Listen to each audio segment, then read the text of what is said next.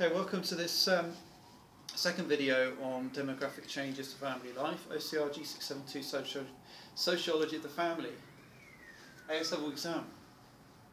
And we're going to define demographic changes, and then we're going to put it into a structure for the 17-mark question. Identify and explain two ways in which demographic changes impact upon family life. So, demographic changes, demo, people. So we're talking about society. In this case, we're talking about the population of the society in which we live. And demographic, writing, describing. So we're looking at the population, a description of the population in terms of its social characteristics. So demographic changes refers to changes or trends in terms of the social characteristics of the population, people who live in society, in terms of social class, in terms of age, how many people from different age groups, young, middle-aged, older groups, gender and sexuality, males, females, people from different sexual identities, groups, homosexual, ethnicity, people from different ethnic groups, white and so on, white British, South Asian, Black African Caribbean, etc., Eastern European. So, demographic changes, the two main things we're going to look at for this question is age in terms of ageing population and the fact that there are older people more than younger people in society, which is to do with an increase in life expectancies and the decline in the mortality rate in Western societies like the contemporary UK. The mortality rate is the number of people who die each year. We're also looking at the fertility rate, the number of young people as a result is going to be affected by the fertility rate. Fertility rate is the number of children who are being born each year. And that's basically based on choice because we have contraception. So we've got several things that we can link to this. We're going to talk about things like the beanpole family.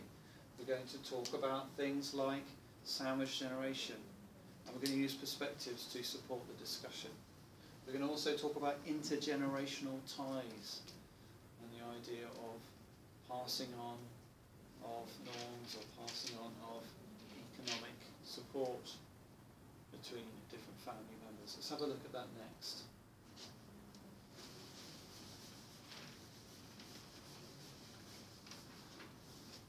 So the structure I've chosen to use is to look at norms and values as one way and status and roles as another. And in terms of norms and values, I'm going to talk about the concept of intergenerational ties. According to studies like Grundy and Henrietta, beanpole family is increasingly common. There's likely to be more crossover and support intergenerational ties between wider kin from different age generations because the beanpole family is vertically extended, so it's tall and thin vertically,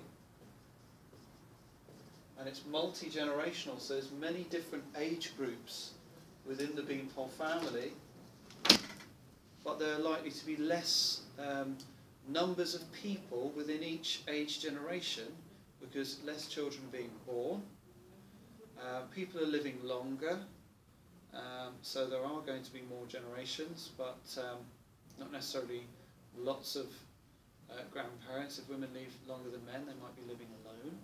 So we've got the growth of singlehood, elderly people living alone, people getting divorced in middle age, so living alone for that reason. So within each age generation, you have less people. The beanpole family might involve intergenerational ties according to Dijkstra and Nipshire. Okay, D-Y-K-S-T-R-A and K-N-I-P-S-C-H-E-E-R. Intergenerational ties in terms of passing on of norms and values, socialisation.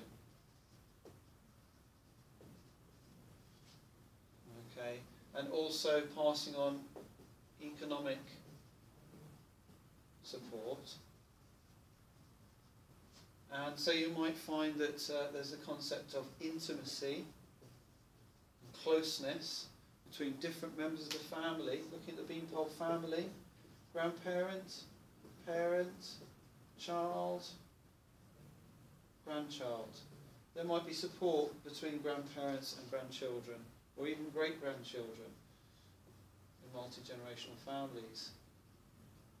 And so the growth of intimacy, the idea of a child-centred society. According to postmodernists, this intimacy may be aided by technology, which has changed society and given more choice about how we interact with our family. So there's the idea of globalization, computing and social media, which enables us to communicate with members of our extended family using technology. And that's a concept called intimacy at a distance, which is presented by McRae.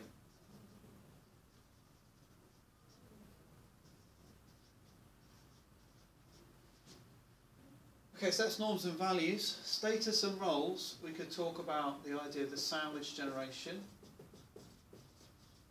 Because of their status, squeezed in the middle of the family, the middle-aged generation might be caring for their parents and also for their children or their children's children, their grandchildren.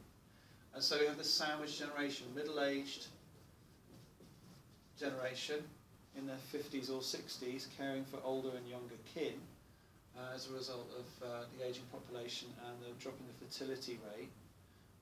There are less people to support each other. And feminists might explain this as partly a result of patriarchy, because it's commonly women who end up caring for the older and younger kin because of gender norms in patriarchy. This would be supported by someone like Greer. Germaine Greer argues that women are exploited in three ways: as wives, as mothers, and as daughters. And therefore, women are exploited, and demographic changes has an impact upon them where it's a drain upon women. And it's a burden. This fits in with the concept of invisible work, which according to people like Duncan and Marsden and Oakley is work that's unacknowledged, that's often hidden or unobserved. People don't recognise it as work, and it involves suppressing your own emotions and needs and sacrificing those for the needs of others. This could be also variable based on ethnicity. We've got a growth in the demographic change where there's more migration, and there's been more immigration, and there's variations like Dale et al. Argue that South Asian women work less after getting married and work less after having children compared to African Caribbean women. So there might be a difference in how much care and how much sandwich generation involves women from different ethnic backgrounds. We could also refer to the New Right. The New Right are concerned about the drain on the economy and the strain on society posed by the ageing population. The ageing population is a time bomb because they are going to be in need of care, but there are going to be less young people in the population due to the drop in fertility rate to be working and paying taxes to provide support and welfare for older people. There is a concern there's going to be a greater strain upon family life and upon society due to this ageing population. The over 80s are the oldest, the quickest growing. The over 80s are the quickest growing age group. This might be debated by postmodernists, and we could mention about postmodernists here under the norms and values side. We could make reference to the idea of active ageing. According to